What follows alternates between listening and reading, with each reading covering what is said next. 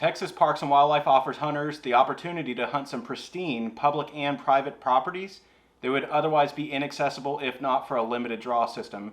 Over 20 species can be hunted, including aoudad, alligator, mule deer, bighorn sheep, sambar deer.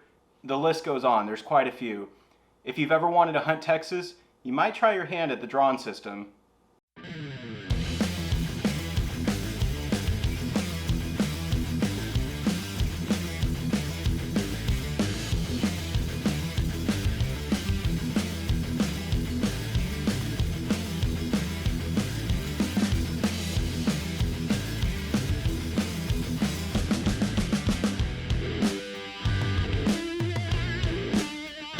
I won't be able to answer every single question or go over every single detail. There's just too much to cover, but I will reference the website that I used to find this information. And if you drop a question in the comment section below, I'll try to answer it as best I can. If not, I'll lead you in the direction where you can find that information. Make sure to stay tuned to the end where I can tell you how to partake in some once-in-a-lifetime drawings, as well as how to really increase your chances of drawing a tag. All right, so let's dive into it. Start by Googling Texas Parks and Wildlife and you'll go up to the main screen. From here, go to the hunting tab in the top left-hand corner, then select the Drawn Hunts link. Here you can view the various categories and subcategories which are separated mostly by property types, species, and means and methods. Hunt areas include federal grasslands, WMAs, state parks, national wildlife refuges, some private ranches that are leased to the state for the drawn system, as well as state natural areas. In total, about 115 properties participate in this lottery system, and from my understanding, the properties that are private, they get some sort of kickback for this, so it's mutually beneficial for landowners and the state. The Drawn Hunt catalog is open to the public starting July 1st. Now the time does vary throughout the day. Some years it's been 2 p.m., this year was around 9 a.m.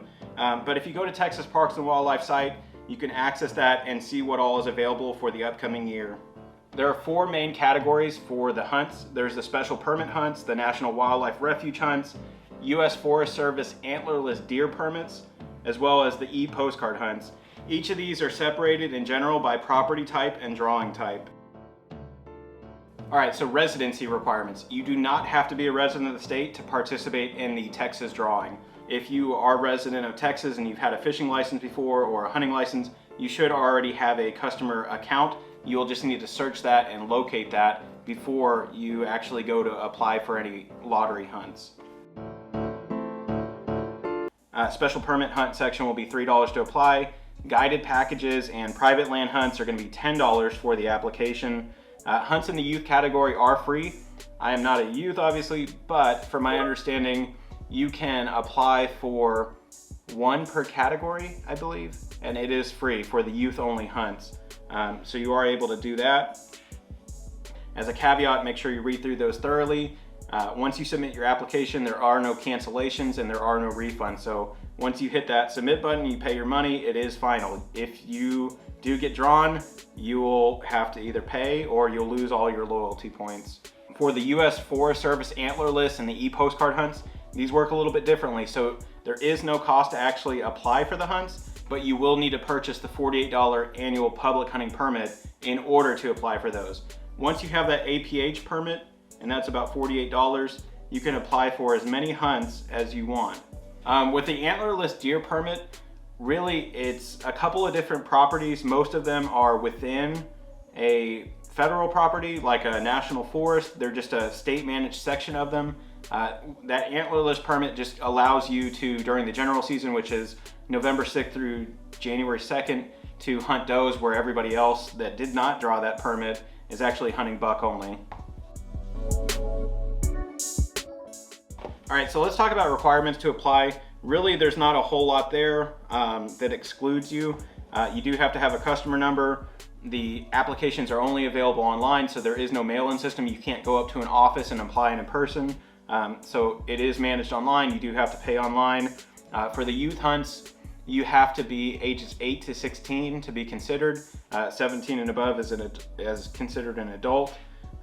And this is at the time of the application, so depending on when your birthday is, that might factor into which category you are eligible to apply for. Just make sure to reference the application, read up, and ensure that all your P's and Q's are covered there. For means and methods, this one's going to be pretty self-explanatory, and if not, the application itself will designate what you can and cannot use as far as weapon. Just think in general, if it's a general category, then any type of firearm is going to be allowed unless specifically notated that a firearm type is not allowed. Some of these will say, you know, no handguns, no shotguns, no rifles with a caliber less than .270 or so. You'll just have to look on the application. They will tell you exactly what you can and cannot use. For the archery hunts in Texas, you can use a crossbow during the archery only season. Loyalty and preference points is maybe one of the most confusing aspects of the whole system. It's not a true preference point system like some Western states have, which is why they renamed it to the loyalty points.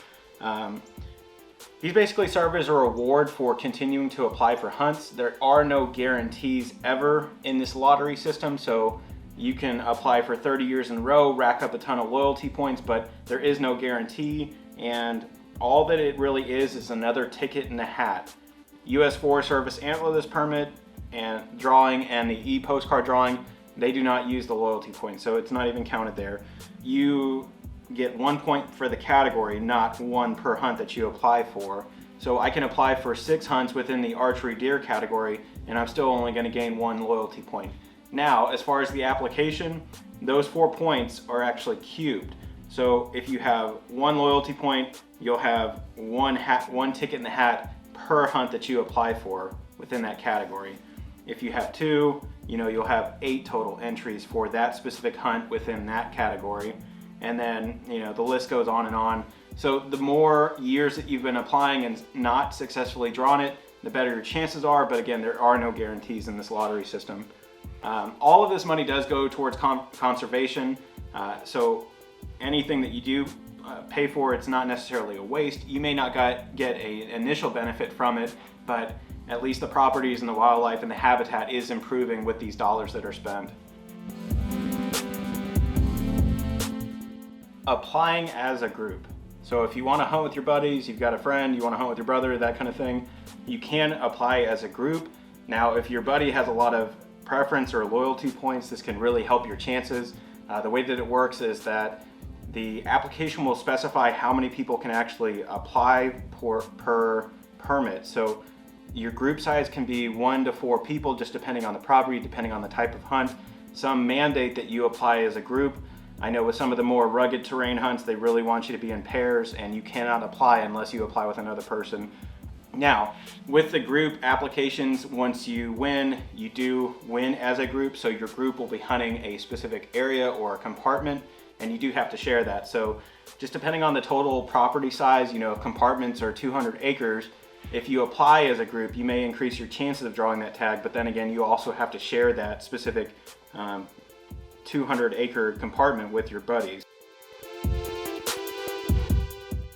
Deadlines, these are huge. You need to pay attention to this. So in general, the way that it works is it depends on the species, the property type, whether it's e-postcard. They're all going to vary when the drawing actually takes place, or the deadline to apply for the hunt.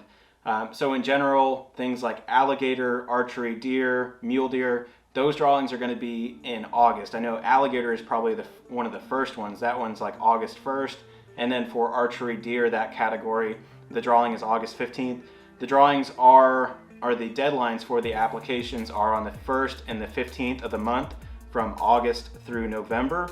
And the drawings take place the business day after that. So if, you know, September 15th is a Wednesday, you know, the drawing will be held on the 16th, that Thursday. Conversely, if the deadline is on a Saturday, then the drawing will take place on the following Monday. All right, so what to do if you're drawn? So like I said, the drawings are held a business day after the actual deadline.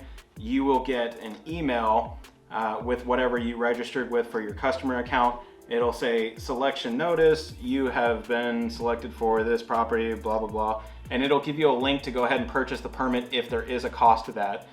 They do vary in cost. Some of them are $130, some of them are $80.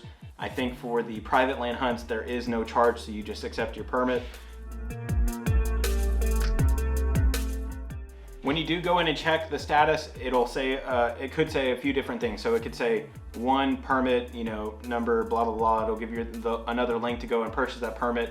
And so in your check status page, you'll be able to see which ones you've won. Application received means that the drawing has not yet taken place there, or it could be in process of taking place. So you'll look at your check status page on a big drawing date, let's say like September 16th. You'll look back and you'll see maybe some of them within that category, or some of them with that deadline of September 15th might say not selected. Some might say pending second draw. Some might say won. Pending second draw means that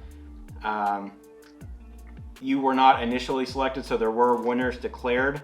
Now, Texas Parks and Wildlife gives them an opportunity to purchase that permit. I think they have 10 days after the drawing. So if the drawing is held on August 16th, you have until August 26th, I believe, or maybe 9 days. It may be a little bit shorter than that. So you have until like the 25th as an original permit winner to accept that permit, pay the fee, and receive that permit. Now, if you don't, that is like a leftover tag.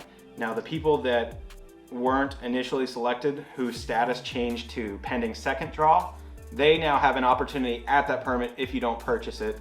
And then I think from there, they have 10 days to purchase that. If not, then that tag is going to be considered a standby.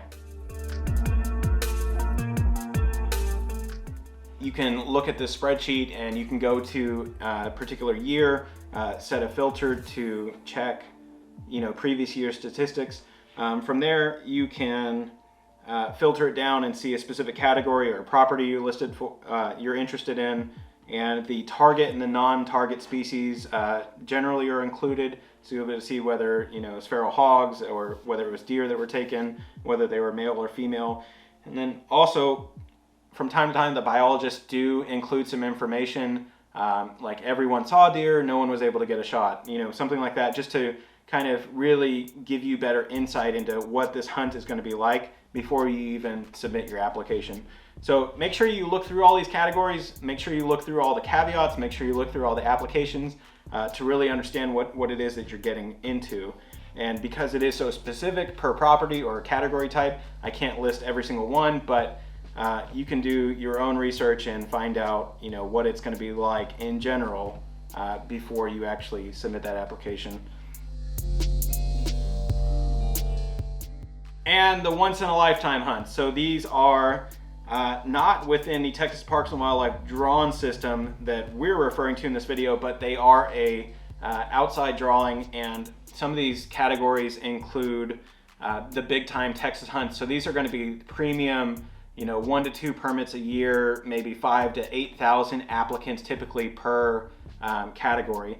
So there's 9 different categories. There's 10 different categories. These are going to be $9 a piece, and these are some of the, you know, premier hunts that you can do. So it would be comparable to spending $3,000 to $6,000 on a guided hunt. So lodging, transportation, guide service, you know, they may even help you clean up the animal or recover it. I know in some of these hunts, they actually drive you to your blind. They've got it baited. It's the real deal. So these are once in a lifetime. With the few available permits and the number of applicants that probably, you know, submit, chances, you know, it's very, very slim that you draw it, but it'll be well worth it if you do. I would love to go on one of these hunts. How can I increase my chances to win? You might already have some ideas based on what I've shared so far and how you can actually do that. Here's a couple of other pointers. Cast your net as wide as you can.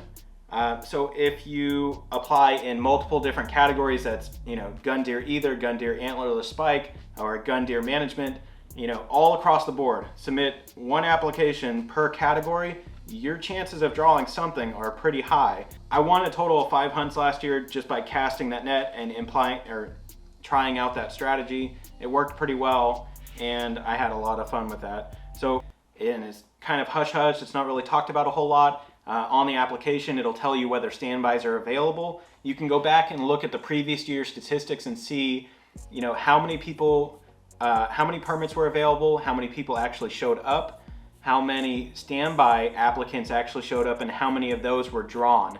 And you can really get a feel for, okay, which properties, if I don't draw but I really want to hunt, is it worth driving to the property and acting like I drew the tag, knowing that, you know, if it's a 6-hour drive to get to place, they offer standby hunts. I don't draw it, I might be taking my butt back home, you know, if I don't draw. So that is another thing to look at. I would definitely do the research. If you're really feeling like you want to hunt a property, do the research on that, figure out, you know, which ones might be viable, and then go for that standby opportunity.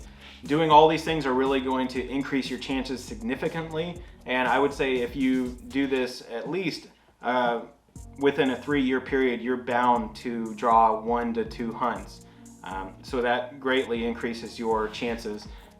Just as a comparison, I have applied for 4 years. This is my 5th season heading into the drawn hunts, and I've drawn 5 hunts all in 1 year across multiple different categories. So take it for what it will. Your results may differ, but at least employing those strategies can really increase your chances of drawing a tag, or at least participating in a hunt. As always, thank you so much for taking the time to watch this video. If you got value out of this content, go ahead and leave a like below. If I missed anything or you have a different experience with the drawn hunts, go ahead and leave me a comment. Otherwise, employ these strategies, do your research, and good luck this season drawing a tag.